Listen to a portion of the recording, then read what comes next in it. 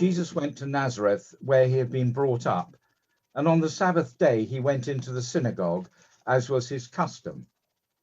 He stood up to read, and the scroll of the prophet Isaiah was handed to him.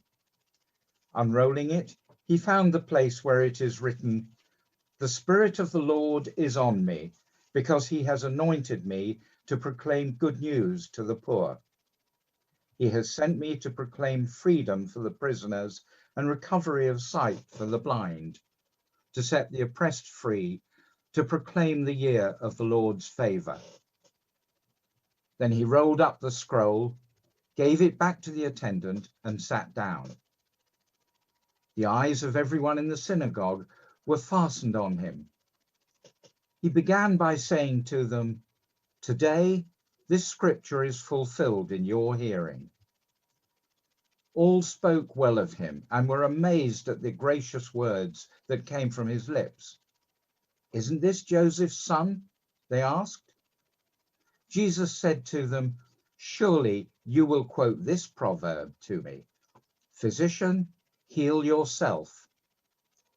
And you will tell me, 'Do here in your hometown what we have heard that you did in Capernaum.' Truly, I tell you," he continued, "no prophet is accepted in his hometown. I assure you that there were many widows in Israel in Elijah's time, when the sky was shut for 3.5 years and there was severe famine throughout the land. Yet Elijah was not sent to any of them, but to a widow in Zarephath in the region of Sidon. There were many in Israel with leprosy in the time of Elisha the prophet, yet not one of them was cleansed, only Naaman the Syrian." All the people in the synagogue were furious when they heard this. They got up, drove him out of the town, and took him to the brow of the hill on which the town was built, in order to throw him off the cliff. But he walked right through the crowd and went on his way. And we thought about what grace means for us ourselves, for us personally. But this week we're going to think about what grace means as we then look out to the world around us. How does grace affect our view of others? Now, I'll begin by asking you to just think about a question. Have you ever felt annoyed when people you don't like receive good news? We know we shouldn't feel like that, of course, but sometimes, if we're honest, something in us thinks they didn't really deserve good news. Well, this passage in Luke 4 is in many ways about that. And although, of course, we can laugh at ourselves for thinking like that sometimes, this passage in Luke 4 shows us that we must be careful, because those kinds of feelings about other people can become stirred up into something very harmful, particularly if a whole group begins to feel like that towards outsiders, because then it can become like this angry mob in Luke chapter 4 who turned violently against Jesus because he suggested that God's grace extended way beyond their own opinion of who was acceptable and who was not. And of course, still today, sadly, we sometimes see similar effects, the effects of a mob turned violent because of a shared hostility, which then gets stirred up into anger and blame and sometimes even into violence. And if churches became like that, then the gospel would no longer be good news and Christianity would become just another religious problem in the world. But Jesus challenges us here to see things in a very different way, to instead become part of the good news of God, of his healing and his restoration and his freedom and his reconciliation, God's welcome and peace, which Jesus spoke about in verse 18. So this really is important. Here is a passage that talks about God's good news, but it is also about how grumpy, even angry, we might get if we decide that God's good news should be for some people, but not for other people, for the right people, but not the wrong people. And it's a passage that is about the effects that that sort of mindset can have. So there's a warning here, but there's also an invitation to see things in a much better way instead. Now, Jesus had been traveling around Galilee, teaching, and it says everyone was praising him for what he said. And then he came to Nazareth, which was his hometown where he was brought up. And he entered the synagogue one Sabbath day, and he began to speak, and he told them the good news of God had now arrived in the world. In fact, it had arrived with his arrival. In other words, the good news of God was coming to the world through Jesus Christ. It centers on Jesus.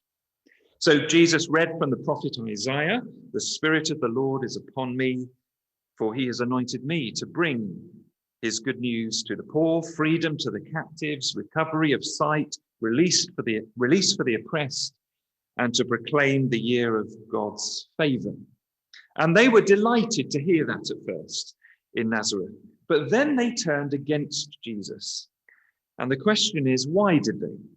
Well, at the end of verse 22, the people of Nazareth say, "Isn't this Joseph's son?" And what they mean is, he's one of us. So they recognize that Jesus is from their own community in Nazareth. And in the first century, that would have led to certain assumptions about where Jesus's loyalties should lie. They basically concluded that Jesus should give them preference as his own community. Now that's confirmed by verse 23. So that they say, you're Joseph's son, you're one of us. And Jesus says this, "Surely you're going to quote this proverb to me, 'Physician, heal yourself.'" Now that was a saying that imagines a doctor who's spent a lot of time healing other people, but no time healing themselves. "Physician, you should heal yourself," the saying went. But the point of that saying here is this. They were saying, Jesus, stop worrying about outsiders so much. You should be putting us first. We should be your priority because we are your own fellow Nazarenes. Heal us. Physician, heal yourself. Look after your own people first.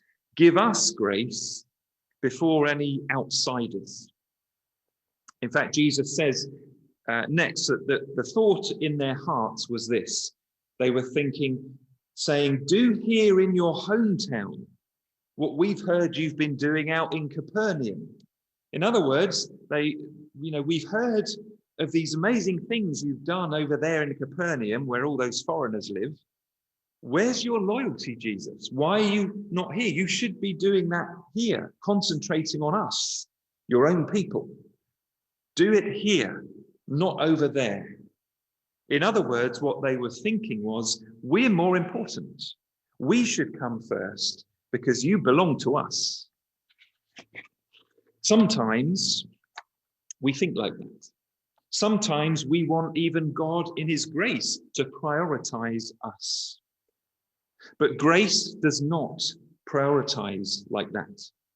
In fact, grace becomes meaningless if some are more important than others. Grace does not work like that. God does not work like that. Jesus does not work like that. No one has a monopoly on him. No one has special privileges where the gospel is concerned. As Acts chapter 10, verse 34 says, God does not show favoritism. So the people in Nazareth here, yes, they rejoiced to know that the gospel, the good news, was for them. But they weren't so happy to hear that it was for others as well, particularly not if it was people they did not like very much, people like those outsiders who lived in Capernaum. And that's what changed things so dramatically here, and it even turned violent. Their reaction might seem a bit strange, but grace can upset our opinions. The fact is, if you want grace, you have to accept that it's for all. even those people you might not think it should be for. But you can't have grace for some, but not for others. Otherwise, it's not grace. And so when we hear about God being a gracious God, really it's calling us to start seeing things and seeing other people in a whole new way in the light of the grace of God. Now, Jesus uses two stories from Israel's history to illustrate this, to show us how grace refuses to conform to our likes and dislikes. And also to show us that that can be difficult because it calls us to think in an entirely different way about the world. Grace is the most wonderful, redemptive thing in the world, but it does also challenge how we think and how we live. So Jesus says, I assure you, there were many widows in Israel in Elijah's time when the sky was shut for 3.5 years and there was a severe famine throughout the land. Yet Elijah was not sent to any of them, but to a widow in Zarephath in the region of Sidon. Now, Sidon was a city-state that was remembered for its opposition to the Israelites. But Jesus says, remember, God's grace went there too. Grace goes sometimes where we might least expect it to go. And he says there were many in Israel with leprosy in the time of Elisha the prophet. Yet not one of them was cleansed, only Naaman, the Syrian. Syria was a long-term enemy of Israel. But Jesus says, look, grace knows no borders. And so God's grace heals even those we least expect it to, or perhaps those we don't want grace to reach. So grace can be really unruly like that. And that can either make us cranky, like it did in Nazareth, or we can let it change our view of things. Grace breaks all our boundaries. Grace will not play by our rules. It refuses to behave itself and do as we say. God is quite willing to bless those we would rather curse, to love those who we perhaps would rather hate, and to welcome those who come to him, even though we would rather shut them out. And so God's grace sometimes does offend our prejudices because we realize God is not thinking about people like we are sometimes thinking about them when we're in our moments of hostility towards others. But rather than resist that message of grace and that challenge of grace, we should let it draw us into a better way of seeing things, a way that brings healing and freedom and new beginnings, just as Jesus described in verse 18. Now, we're told that the people in Nazareth didn't want that. They were furious about this. The stuff about Sidon and Syria being healed was like the tipping point. So much so that they wanted to throw Jesus off a cliff. Sometimes our hostilities can run so deep that we just do not want to hear about grace challenging those hostilities we have. Grace calls us to love even our enemies, Jesus said. And sometimes we just don't want to hear it. It's a challenge and we don't want to hear it. But if we won't hear it, we'll never change. We'll just keep throwing each other off cliffs. But if we let grace in, and if we let grace begin to form who we are more and more, it will change us. And we will begin to sound more like God did through Isaiah, and more like how Jesus is here in this passage.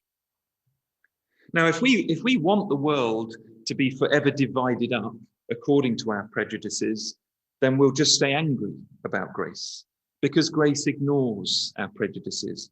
God will bless those who we want to curse. He will bring good news to those that we don't think should get it. And that's what's so wonderful about grace, by the way.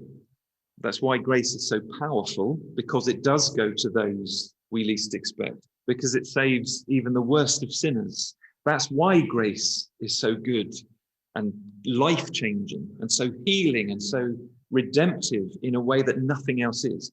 That is the power of grace. But it's also what makes it so different and therefore so challenging sometimes. Grace is something that no one else is telling us. And it's therefore a completely new way of being human in a way. It's like the grace of God is like light in the darkness. It is water in the desert, as Isaiah put it. It's life out of death. It is the best news ever, the grace of God. It is salvation for us. But it also means we need to learn to see everything and everyone in a new way. Robert Capon says, even to this day, grace remains hard to swallow. Religiosity and moralism go down easier than free forgiveness. In other words, sometimes grace can almost seem too gracious for our liking. But instead of pushing back against it like they did in Nazareth, what we can do instead is let it change us and to think more like Christ.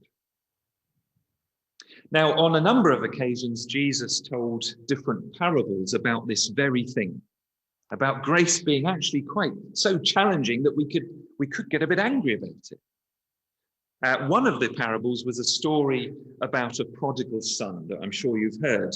He was a son who did some really selfish and reckless things and went badly astray. And by the way, I mean, you've got to think, you know, this is like, that really takes the biscuit, the kind of things this guy did. But then when this son, we're told, he came to his senses and he reflected and thought about what he'd done.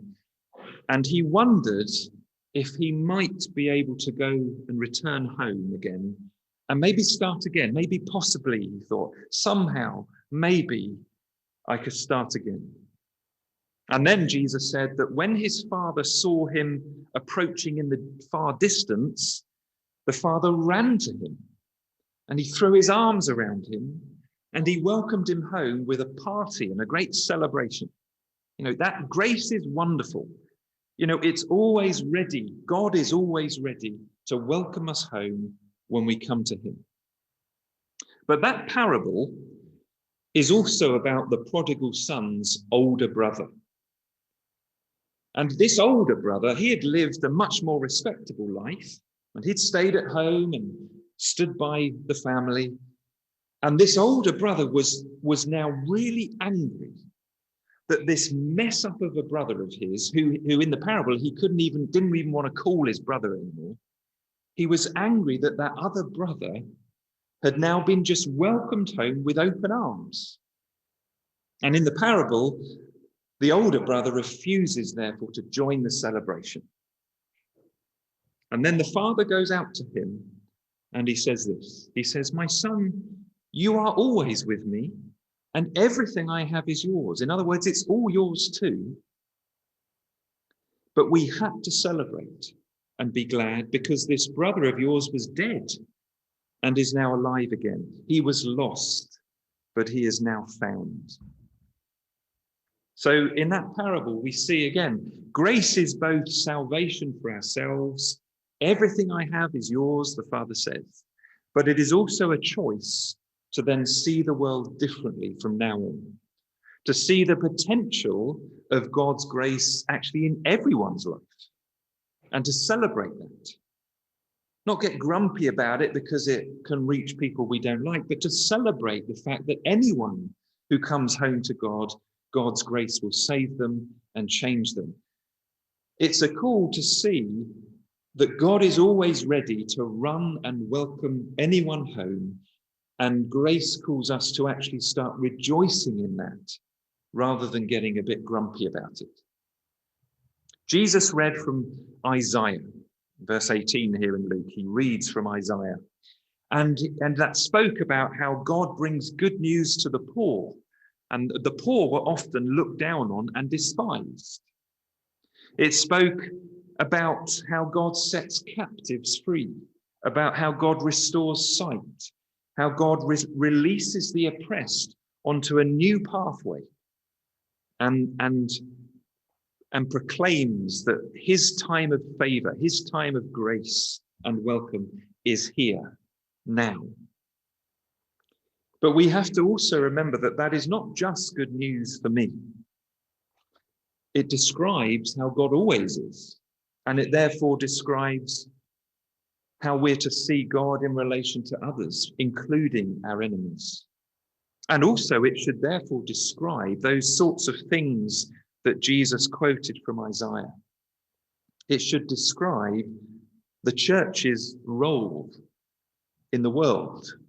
We are to be, as followers of Jesus, we are to be a community called by Christ to join God as he loosens chains of injustice, as he sets captives free, as he proclaims to the world that his acceptance, his grace, his favor is the reality of this day that is bigger than any other reality in the world. Proclaim that the time of our Lord's favor is now. It's here in Christ. Sometimes we're tempted to act instead like the older brother in the parable. We only want to see the bad, the mistakes, the messed up history in someone. But meanwhile, grace is already ready to begin a new and better story for them and to bring new life out of death. And Jesus is inviting us here into that much better way of seeing. He invites us into that ourselves so that we're saved, but also to start living as people who really do believe that today is the time of God's favor. And that means anyone and everyone can be saved, even the people we really don't like for some reason. We're to love our enemies. Back in Luke chapter 3, John the Baptist was talking, and he said to a group, he said, "Do not begin to say to yourselves, we have Abraham as our father." In other words, we're special, we've got the right blood, we're the right kind of people. "For I tell you," he said, "out of these stones, God can raise up children for Abraham." In other words, the grace of God, the power of his grace, is far more capable and indeed far more generous than we often think. Those people that we might want to exclude, well, God can love them and bless them and rescue them and renew their lives in ways that we couldn't even imagine. Stones turning to children is what John the Baptist said. The question, maybe God's already doing that in those people we don't like so much. Maybe we don't realize that actually God's already speaking to them. Grace is so often, in fact, perhaps grace is always a step ahead of us. The question for us is, are we going to stand outside like that older brother while the celebration of the gospel is going on and people are coming home? Are we going to be just in a bit of a hump sometimes because God didn't play by our rules? Or are we going to just be so glad that grace changes everything? So the question from this passage for us is this: are there people we might want to exclude because we don't like them much, for whatever reason it may be? Are there people we don't think deserve the gospel as much as we do?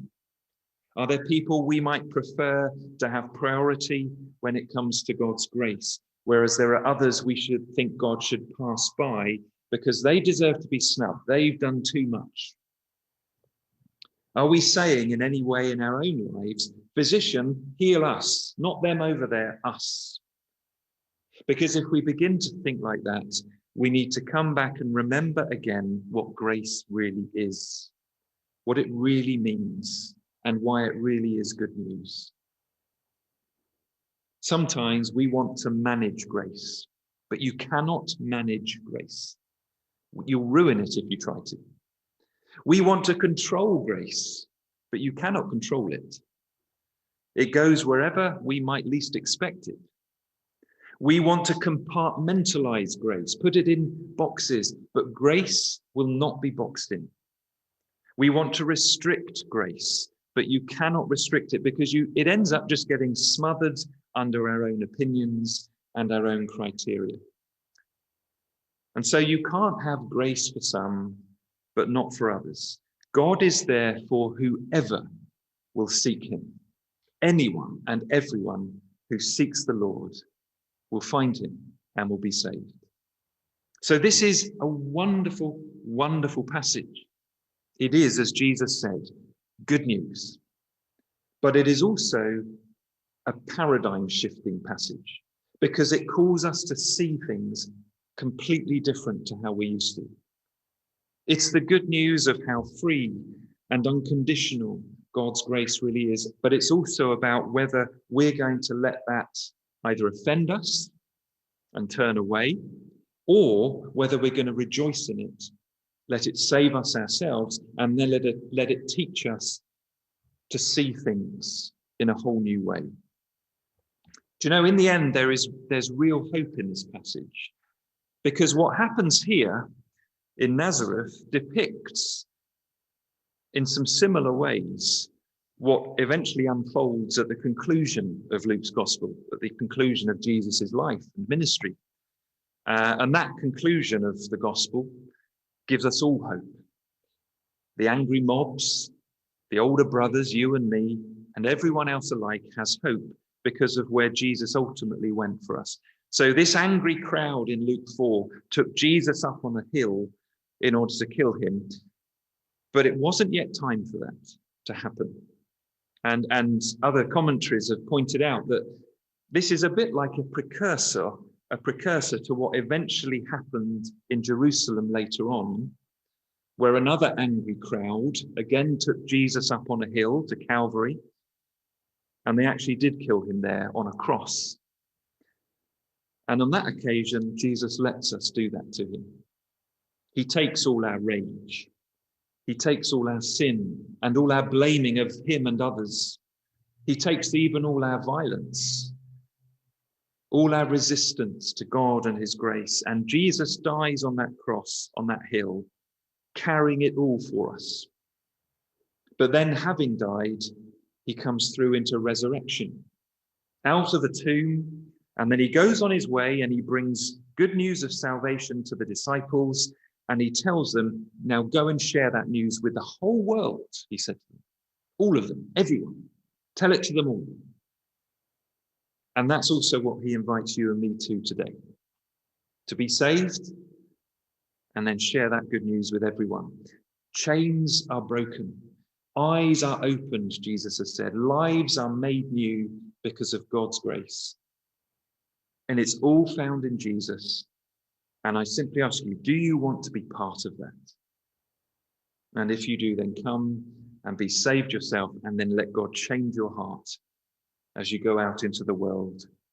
Someone has said this, just to close. Grace is the celebration of life, relentlessly hounding all the non-celebrants in the world.